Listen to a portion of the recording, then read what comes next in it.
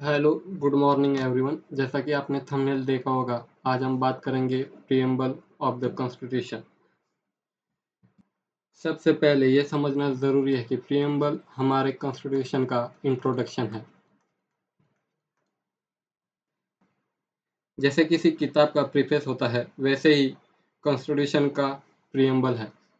यह हमें बताता है कि कॉन्स्टिट्यूशन का पर्पस यानी ऑब्जेक्टिव्स क्या है, जैसे कि जस्टिस, इक्वेलिटी,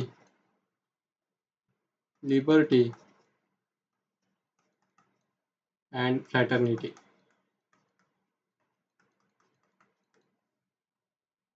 और किस तरह की समाज की हम कल्पना कर रहे हैं। तो सबसे पहले समझते हैं कि इसके ऑब्जेक्टिव्स क्या है। What are the objective of the preambles. Let's start. पहला है जस्टिस। इसमें सोशल जस्टिस, इकोनॉमिक जस्टिस और पॉलिटिकल जस्टिस की बात की गई है। सोशल जस्टिस में डिस्क्रिमिनेशन को रिमूव करना, जो भी कास्ट, जेंडर और रिलीजन के बेस पर होता है उसको ख़त्म करना। इकोनॉमिक जस्टिस में इक्वल अपॉर्चुनिटी प्रोवाइड कराना सभी सिटीजन्स को। और पॉलिटिकल जस्टिस में पॉलिटिकल अपॉर्चुनिटी प्रोवाइड कराना विदाउट एनी डिस्क्रिमिनेशन। दूसरा है इक्वालिटीज, यानी सब लोग इक्वल है, किसी के साथ भेदभाव नहीं होगा। Everyone is equal before the law. No section of the society has any privilege.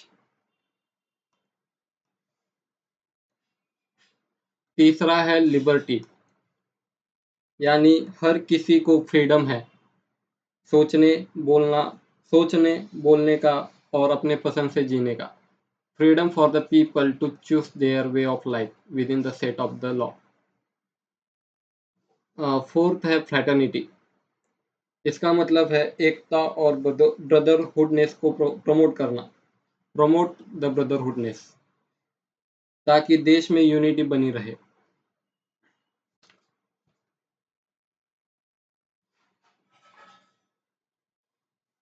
ये प्रियम्बल के कुछ ऑब्जेक्टिव्स है, लेकिन प्रियम्बल में कुछ कीवर्ड्स भी दिए गए हैं, तो उसे भी समझना बहुत ज़रूरी है। जैसे कि सॉवरेन, दूसरा है सोशलिस्ट, तीसरा है सेकुलर, चौथा है डेमोक्रेटिक, पांचवा है Republic. So let's decode each and each terms.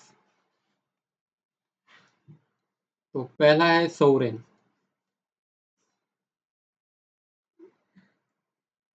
पहला है सोवरेन, यानी कि इंडिपेंडेंट अथॉरिटी। इसका मतलब हमारा देश आत्मनिर्भर है कि वो खुद के डिसीजन ले सकता है, वो एक्सटर्नल फोर्स के कंट्रोल में नहीं है। दूसरा है सोशलिस्ट। सोशलिस्ट यानी इंड सोशलिस्ट का जो मकसद है वो है end poverty, inequalities and disease etcetera.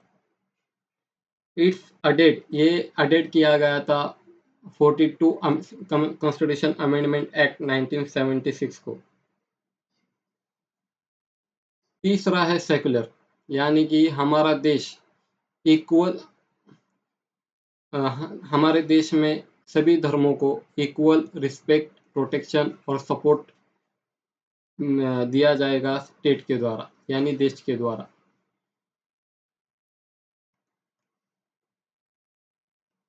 चौथा है डेमोक्रेटिक।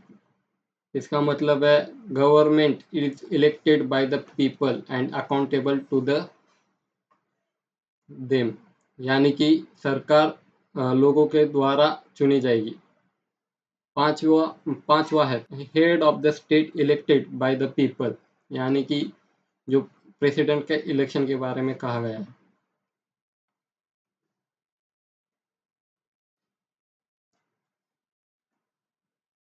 अभी तक तो हमने प्रियम्बल क्या है, इसके कीवर्ड्स के बारे में जाना है, लेकिन यूपीएससी मेंस के लिए हमें इसके सिग्निफिकेंस के बारे में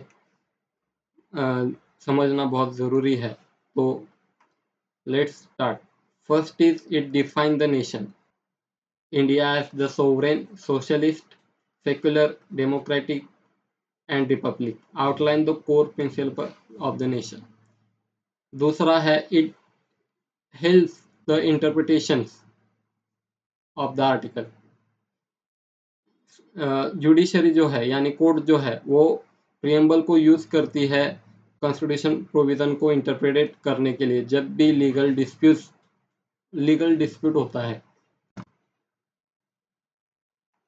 तीसरा है रिफ्लेक्शन ऑफ द आइडियल्स।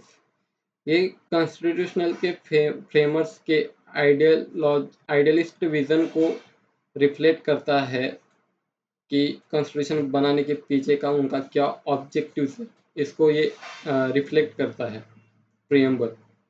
तो ये थी हमारी डिस्कशन प्रियम्बल पर। अगले सेशन में हम आगे बढ़ेंगे और भी इंटरेस्टिंग टॉपिक को कवर करेंगे। तब तक के लिए keep revising and stay curious.